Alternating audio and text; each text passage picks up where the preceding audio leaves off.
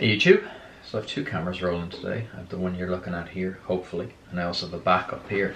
So I'm trying out the new Sony A7. It's not new, it's new, it's relatively, it's not even new to me. I have it for ages, but never properly learned how to use it, which is ironic considering I used to be a photographer. So anyway, I have the Sony A7 Mark III here in front of me, and then I also have my old Canon G7X here recording as well.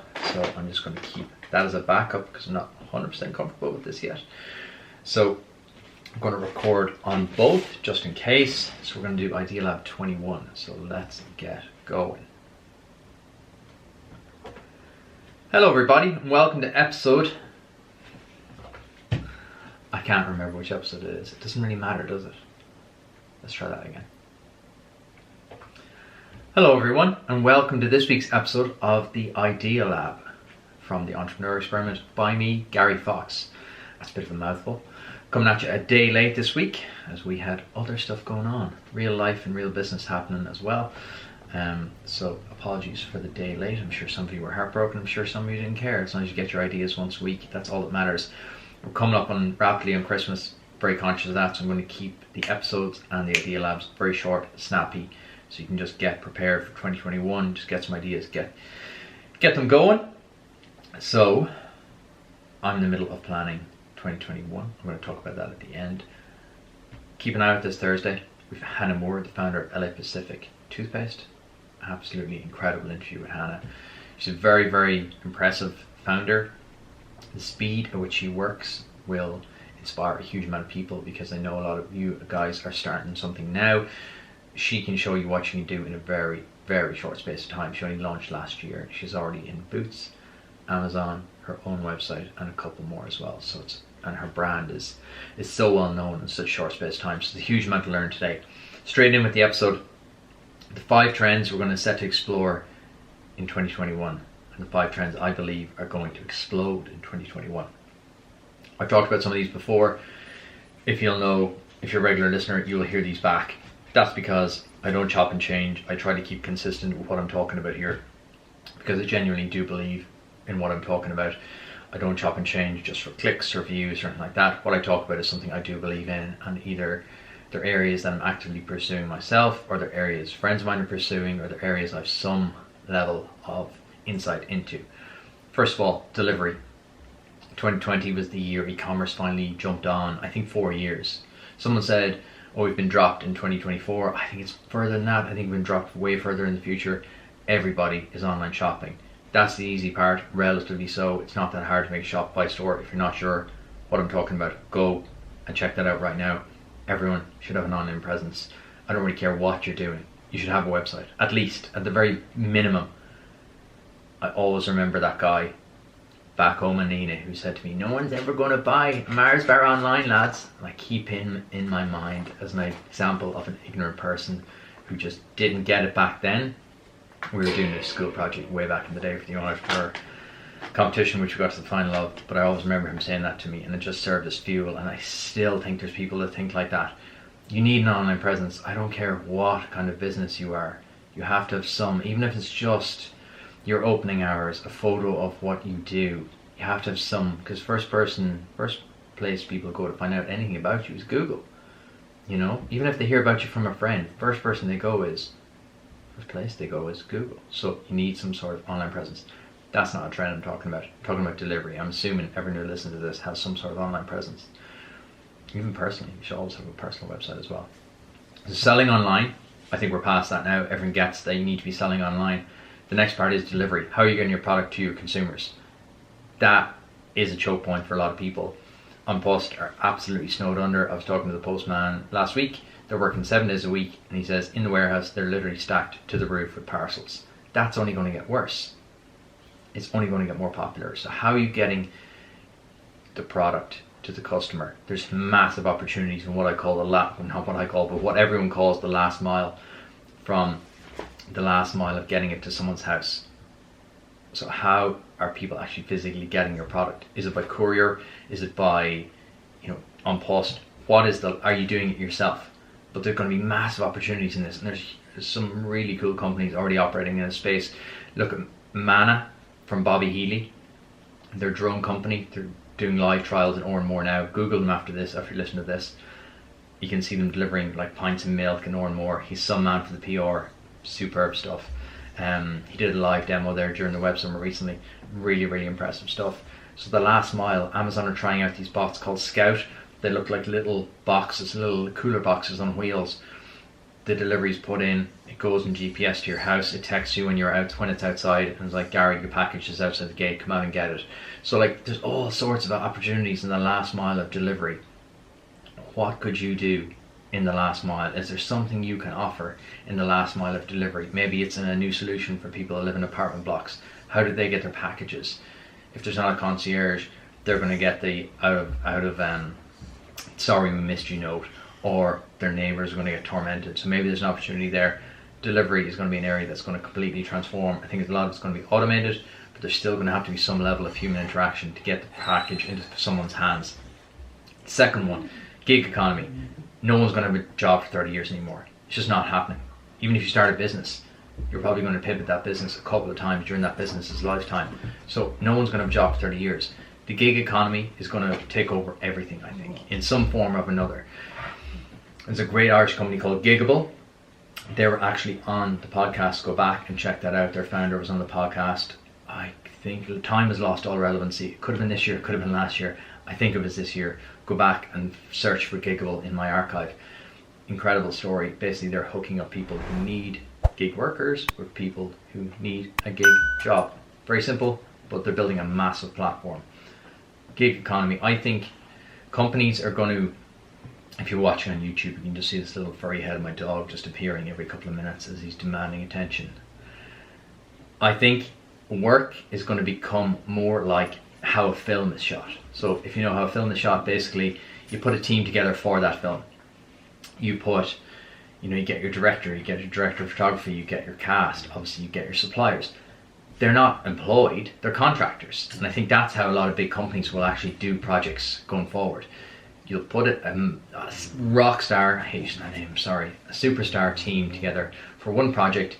Project ends, they may disband or they may move on to a new project when you're a business, but they won't be employees. And that's the fact. And if you can get your head around that now, both as from an employee point of view going, okay, I can't rely on anyone for the next 30 years to look after me here. What am I going to do? If you can get your head around that, and you can also get your head around, well, there's massive opportunities here if I just view things from that perspective. Other examples of, he's literally pulling my sleeve. Other examples of websites you can use in the gig economy. Fiverr, which everyone knows. You kind of know it as, oh, I'll get a cheap logo done on Fiverr, but that's expanding into much more. There's pretty much every service you want. The one I use is Upwork. The standard of people on Upwork is absolutely superb. I found my podcast editor on Upwork. The person who does all my graphic design, she works with me on every single project I do now. She does all my branding.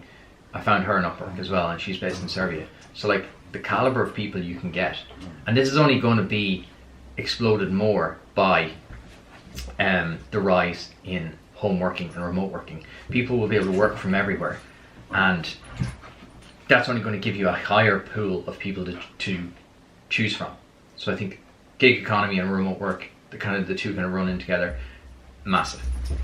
Third trend, businesses for sale. This is a bit of a sad one. Sadly, there's going to be a massive amount of businesses that go out of business in 2020 and 2021. That's the bad news. We all have to deal with that. I'm coping with something similar myself. I'm pivoting my business. But it's how you view it. Some people will have been running the business for 30, 40 years and they're like, you know what? I couldn't be bothered anymore. I've kind of made my money. I just want an exit. I want to leave and I want to do something else, or I want to pursue something else. There's going to be opportunities here for people to buy businesses. When we think of an entrepreneur, we think of someone who starts something from scratch. And that's kind of something I've been blinkered to a little bit myself. I always think of, oh, it's from scratch, from the ground up. But actually, what it could be is buying someone out of their business. And there's all sorts of deals you can do in terms of, if you're smart, in terms of an earn out. So you can put up maybe, let's say the price is 100 grand, just for easy maths. You can put up 50 grand and then you can do a 10,000 euro earn out of the profits every quarter or every month, or depending on how much cash the business is turning over. That's just a very basic, simple example. there's ways of structuring deals like that. You can also get loans. It's much more prevalent in the US, where there's all sorts of small business loans, but I think here is going to become more common as well. I think there's opportunities there in terms of going to buy businesses that are already established. There's a huge amount of benefit to that. You have the goodwill associated with the business, assuming it's a good business and he's not an absolute cowboy. You've all the systems that have already been figured out in that business. You've all the supplier relationships that have already been figured out in that business. You have some sort of customer base, you would hope. So there's a lot of positives there.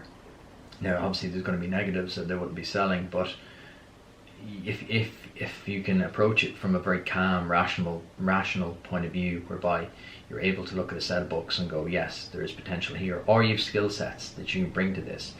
And one of the biggest ones from my point of view is when I look at businesses is, how can you bring this into 2021? As in, it might be a business that was started 30, 40 years ago. They're probably still using, you'd be shocked at how many businesses are still using systems they designed in the 1980s and 1970s. Some businesses still use checks. As shocking as that is, they're going out with the wind now, but some businesses still only use bank transfers. Some businesses still only handle cash, don't do online payments, don't do contactless. That's accelerated in the last 6 months the other way, but you'd be surprised. So there is massive efficiencies you could bring into a business with your current modern skill set. There's also, I think, an opportunity into making it easy to buy a business.